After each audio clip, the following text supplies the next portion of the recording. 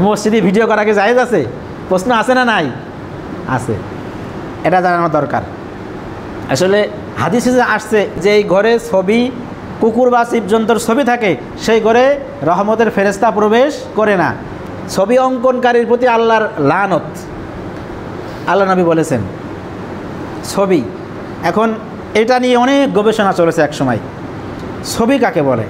আসলে ছবি হলো যেটা অস্তিত্বে আসে। যেমন এখানে যে একটা আমার ছবি দেখা যাচ্ছে, এটা যখন আমি বের করে অস্তিত্বে আনবো, দেখা যাবে যে এই একটা অস্তিত্বে আসছে ছবি, তখন সেটা ছবি।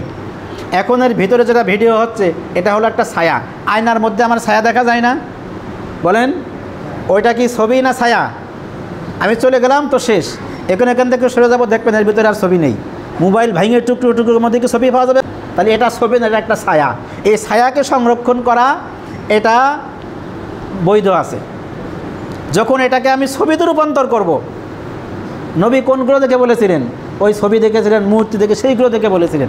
যখন আমি এটাকে বাইর করে ছবিতে রূপান্তর করব, তখন সেটা হারামের পর্যায়ে যাবে। আর একটু প্রয়োজন পড়েছে, সেটা হলো বর্তমান আপনাদের সামাজিক যোগাযোগ মাধ্যমগুলোতে বিভিন্ন প্রকারের খারাপ টারাপ ইত্যাদি বিভিন্ন প্রকারের ফাইসা টাইসা এই ভিডিও মানুষে ছাড়ে।